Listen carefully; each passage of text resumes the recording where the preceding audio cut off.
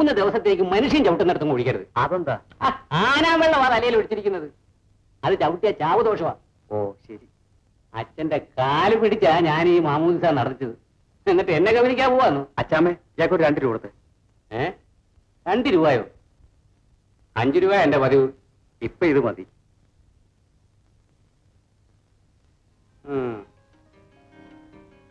തന്തയില്ലാത്ത കുഞ്ഞല്ലേ, കിട്ടിയത് മിച്ചം. പീറ്റർ ഇടപെട്ടതുകൊണ്ടല്ല ചാക്കോച്ച ഞാൻ ഈ മാമൂദിസ നടത്തിയത്. ആ കുഞ്ഞ് സത്യത്തിൽ എന്തെങ്കിലും പാപം ചെയ്തിട്ടുണ്ടോ? അവളുടെ തള്ള തെറ്റുകാരിയല്ലേ അച്ചു? ആരാ അവളെ തെറ്റുകാരിയാക്കിയത്? ജീവിക്കാൻ മാർഗമുണ്ടായിരുന്നെങ്കിൽ ക്ലാര തെറ്റ് ചെയ്യുമായിരുന്നു. അവളെ സഹായിക്കുന്നതിന് പകരം നശിപ്പിച്ചത് നമ്മളാണ്, പുരുഷന്മാർ. ആ നിലയ്ക്ക് ആരാണ് തെറ്റുകാർ?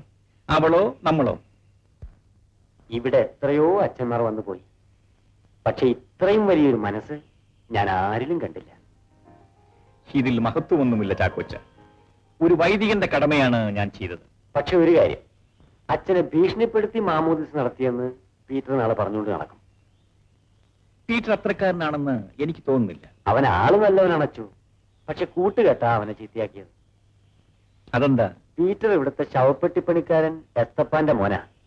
ഞങ്ങളുടെ ഒക്കെ സഹായം കൊണ്ടാ അവൻ പഠിച്ച് BA പാസ്സായത്.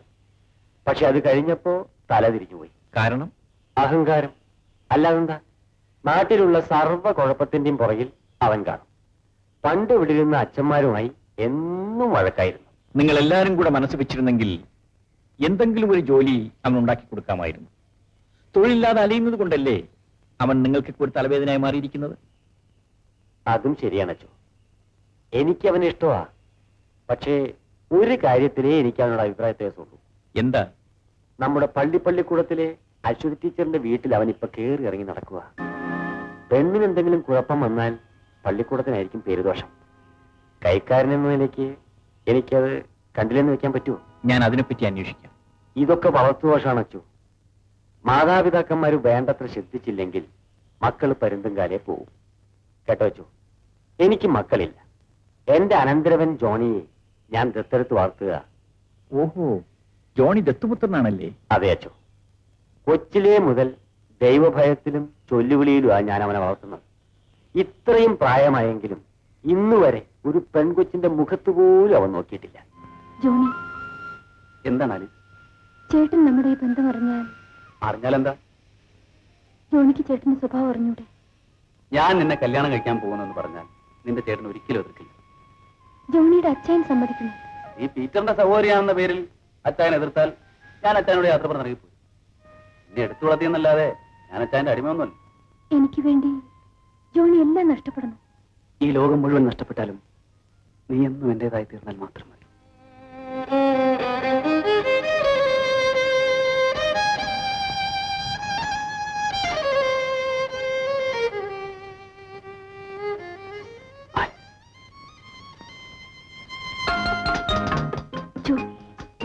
എന്റെ ജോണി,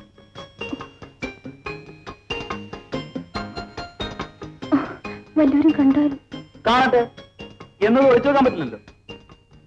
അയ്യോ, നേരെ ഒത്തിരി. ഞാൻ പോട്ടെ. ഞാൻ കാറെ കൊണ്ടുവിടാം. അതെ, കല്യാണം കഴിഞ്ഞിട്ട്.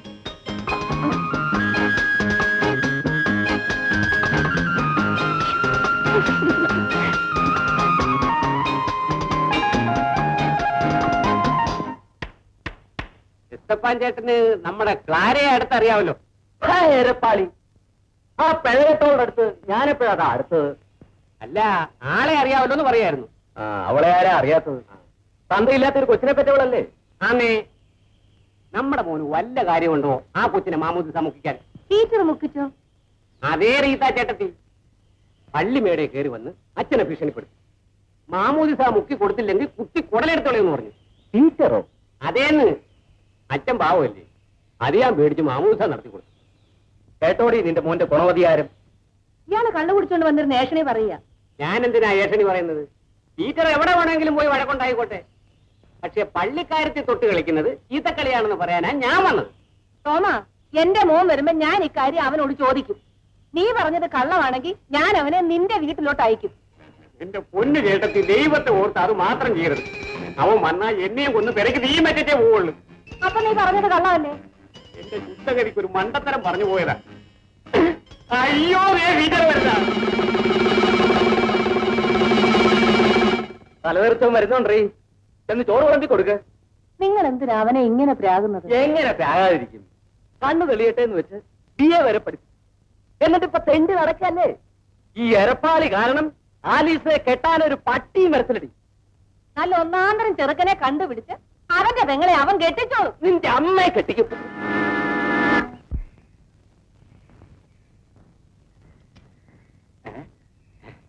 പെണ്ണിന്റെ കണ്ണിനകത്തൊരു ഞെക്കുവിളക്കുണ്ട്, അത് കണ്ണിലടിച്ചാൽ പിന്നെ കാണാ കുടുക്ക് തന്നെ.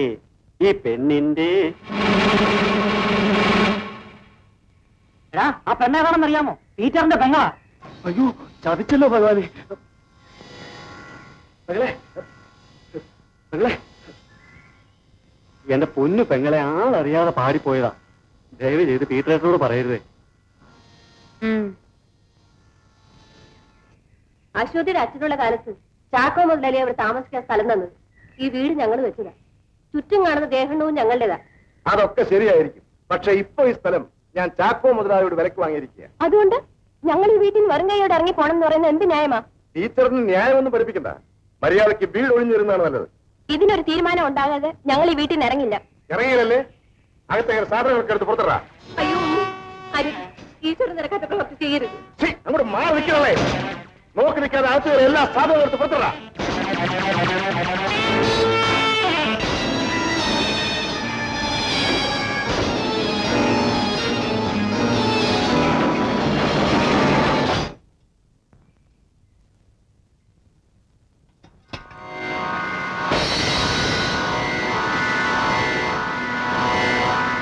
അകത്ത് നിന്ന് എടുത്ത സാധനങ്ങളെല്ലാം അതാത് സ്ഥാനത്ത് കൊണ്ടുപോയി. നിൽക്കണവിടെ. നിന്നെയൊക്കെ വിളിച്ചോണ്ട് വന്ന് പീറ്റുന്നല്ല, ഞാനാണ്. സാധനങ്ങൾ മുഴുവൻ എടുത്ത് പുറത്തോടെ. സാറ് തന്നെ അങ്ങ് എടുത്തോണ്ടാ മതി. ഞങ്ങളെ കൊണ്ട് ഒക്കില്ല.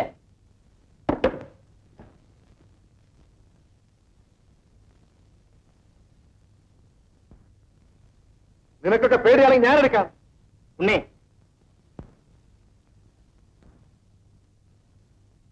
നിങ്ങൾ രണ്ടുപേരും അകത്തോട്ട് പോകും.